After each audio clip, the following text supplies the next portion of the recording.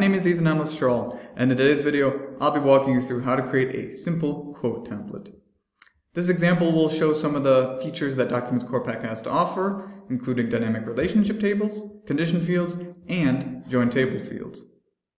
This video serves as a bit of a visual guide for a sample template that we offer on our website, so if you'd like to take a look at that sample template and a look at our website, please consider checking out the video description down below.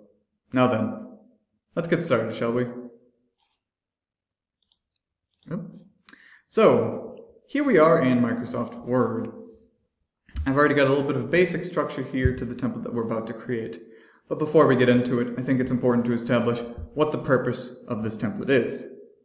The purpose of this template is to be able to create a document that, well, shows a quote.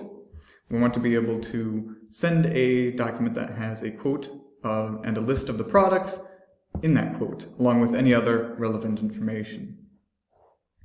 I'll be building up this template slowly over the course of the video, showing off some of the features that we'll need to implement, along with including some basic fields. Just one other thing I want to do before we get into it, though, is I want to show you the kind of result that we want to achieve at the end of this. And it's right here. You already saw that we have some of the structure in place, but you'll see here that we have quite a bit of other information here. We've got a lot of information about the customer, about the parent account, and of course, the list of products there. You'll also see that we have two condition fields here, a discount and total field. We'll get into exactly what condition fields are in a second and show how they work. But generally, we want to display any discount or tax information if it is a part of our record. And of course, we have some basic text here that I've already included in the template. So now that you know what kind of end result that we want to have, let's get back into the template and start building it up. First things first, of course, we need to make sure we set our base type here to quote. We'll go ahead and set that first. Always important to make sure you set that before you do anything else with your template. We'll also give it a basic name. The name doesn't have to be fancy. For this example, we'll just call it quote. Oops. Quote. And that way, whenever we generate this document, it will have this exact name as the pattern. And then we'll just go ahead and hit OK. And now we can get into creating the template itself. So the first thing that we should do is focus on this section up here, this little word table. This field, or this table, is going to have some of the standard fields that we'll be pulling from this tab off in the template designer. We'll first start by putting in the general information. I'll first put in the quote ID. A lot of the fields here will actually come from our lookup fields down below at the bottom of the standard fields list. We'll first go to the potential customer account lookup, and we're going to pull a few fields from this. For over here, we want to put in the account name, so I'll put that in right there. And then we also want to put in the address, so we'll just move that X and then put that in right there. Then we also want to scroll down and we want to go down to the nested lookup here for the primary contact, which should be right here, yes. And here we want to put in the full name and email, which will be right here. So full name, right there. Oh, come on. There you go. And then email, which I overlooked. Now sometimes when you're creating a template, you might see that sometimes when you put them in tables, the fields get a little bit crowded and it doesn't look too nice. But if you're ever running into a situation like that, do keep in mind that the text within these fields is just placeholders. So you can shorten it up a little bit by doing that. Removing the text, or you can straight up rename them to whatever you want. You know what, let's shorten that a little bit more. There. Leaving the symbols on the left and right just to give us indication that these are fields. Okay, so now we need to go back up, and now we need to put in a few more lookup fields, but this time from the potential customer contact lookup. So we're going to get the address. I just want to composite. And then finally we're going to put in the full name right here. There you go. All right, good. So that's basically all that we need to set up here. This should pull information from our basic quote fields whenever we merge this template.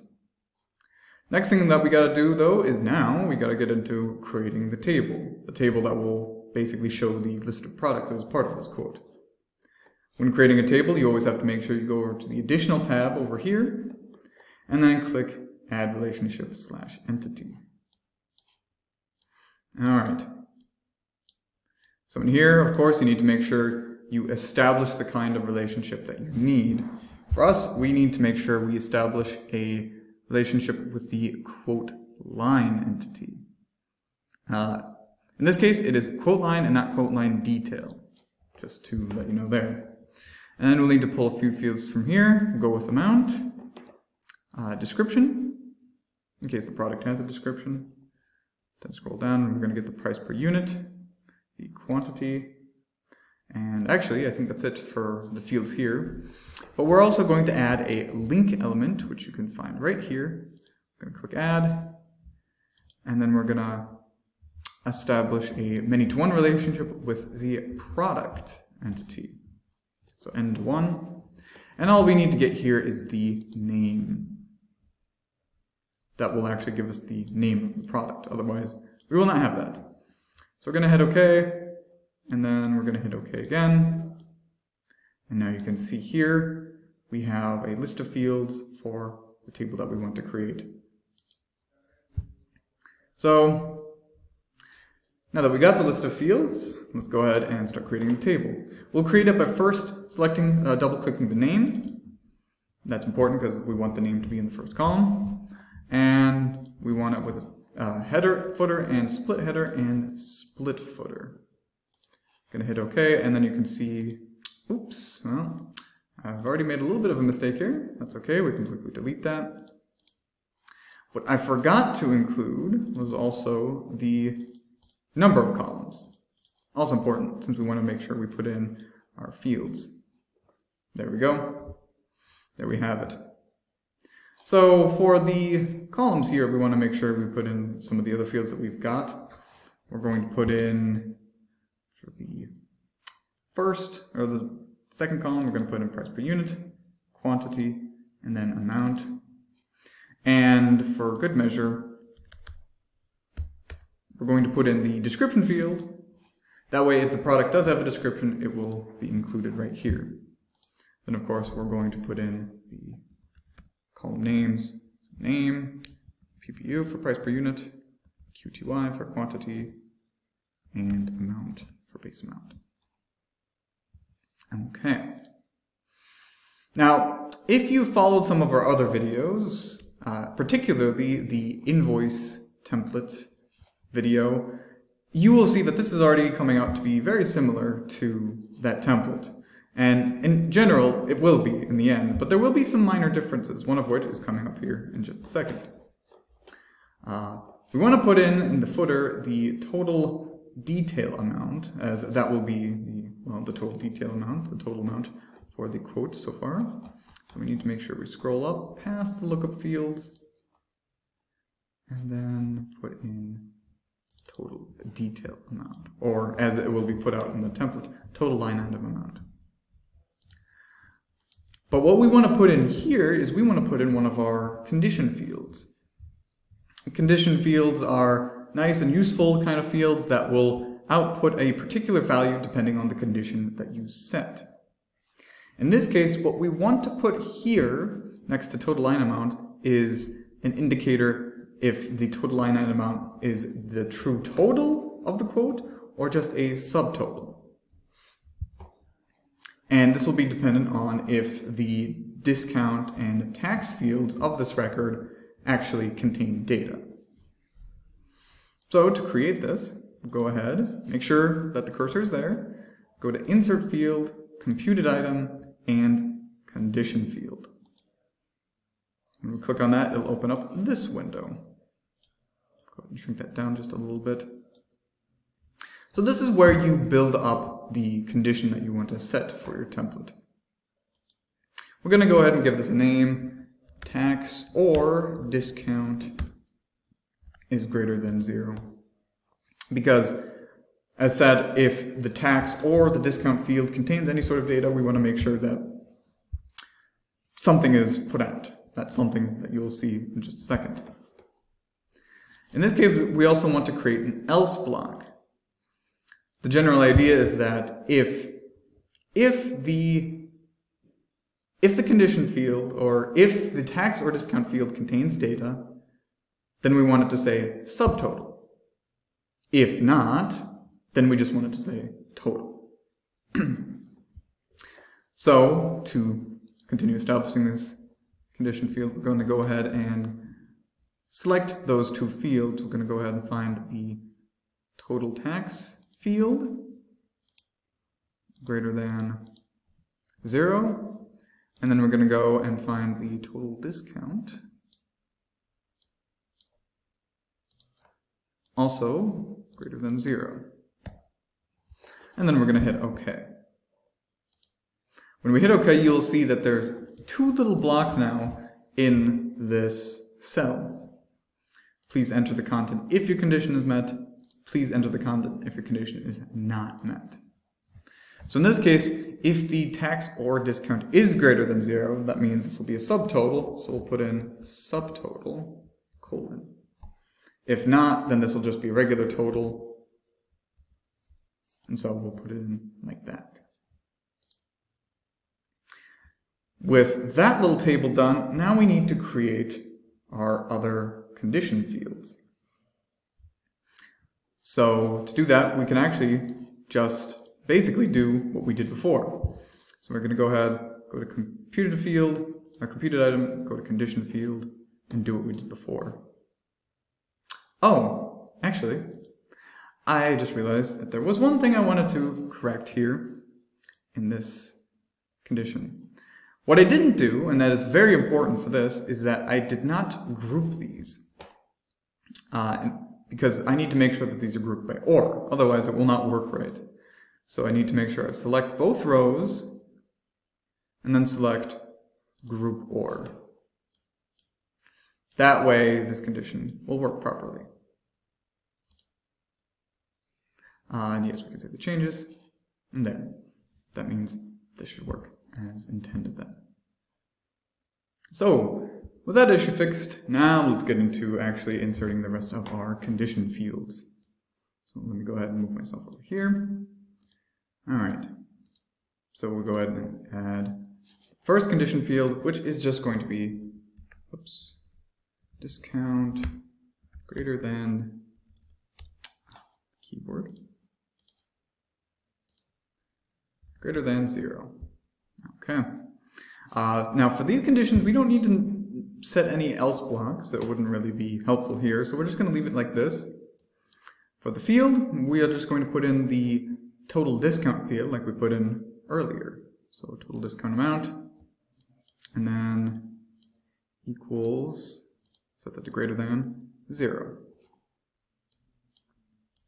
Then we're going to go ahead and hit OK, and that's our first condition field. So we're going to need to put in two more.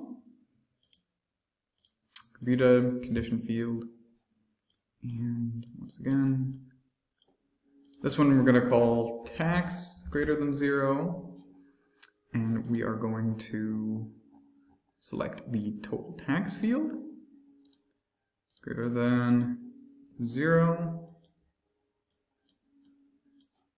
then hit OK. Then one more condition field, computed item, condition field. And this one we can actually use the existing condition that we've already created earlier, tax or discount greater than 0. So if you ever have a condition field that you just want to simply reuse, you want to go down here first and select it. That way it'll give it the same name, and you can see here it already has everything pre-filled in. So it simplifies the process. So if you're ever needing to make multiple condition fields with the same condition, just always go with the use existing condition. We're going to go ahead and hit OK, and then we have our condition fields all set. So what do we put into these condition fields? What we want to do is we want to have a little bit of structure to these fields. For the first one, we want to put in the discount amount if there is a discount available. Same thing for tax. If there's tax information available, we want to put it in here. And if either tax or discount have data, then we want this one to display as well. What we want to put in each is a simple 4x1 word table. Again, this is just to give it a bit of nice structure. Keeps things looking a little bit more organized. And then for each one, we want to make sure we put in the respective information. So discount, we're going to put minus, and then tax, plus, and then for this one, we just want to put total. So the question is, what fields do we put in here? For this one, we want to put in the total discount amount. For this one, we want to put in total tax. Speaking of there. And then for this one, we want to scroll up and we want to go with just the regular total amount field. All right, there we go. And now, for one last thing that we need to put into these condition fields, or at least two of them, we want to put in our join table field. What the join table field will do is that when the template merges, these 3 or 2, depending on how many we have, little tables will merge or combine into one table. Again, this is just to make it look nice. So to do that, we're just going to make sure we click into the condition field itself, and then go to insert field down here, and we're going to go to static item this time, and then select join tables.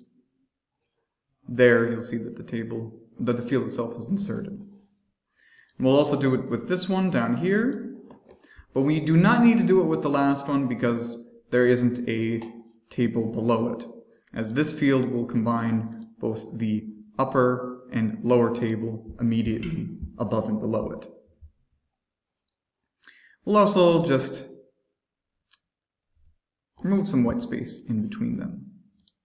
So to help visualize the white space, I've clicked this button up here. And there we go. Okay. Okay. So there we have it. And this is what it looks like right now. So you'll see that we have all of this filled in, and we have our condition fields filled in as well. So, looks like we've got everything filled in with our template now. We've got all of these fields filled in up here. We've got our table finished, and of course we've got our little conditions fields set up as well. I think that means it's time that we go give it a test. So we'll go ahead and we're going to save our template, and we're going to give it the name of simple quote. And we're going to let that save. And now we can go into our environment to give it a test. This quote here, quote B001, is the quote that we're going to be testing our template with. As you can see here, it has 2 products, both with their own respective price per units and extended amounts. I'll move myself out of the way here so you can see this as well, the detail amount and the discount.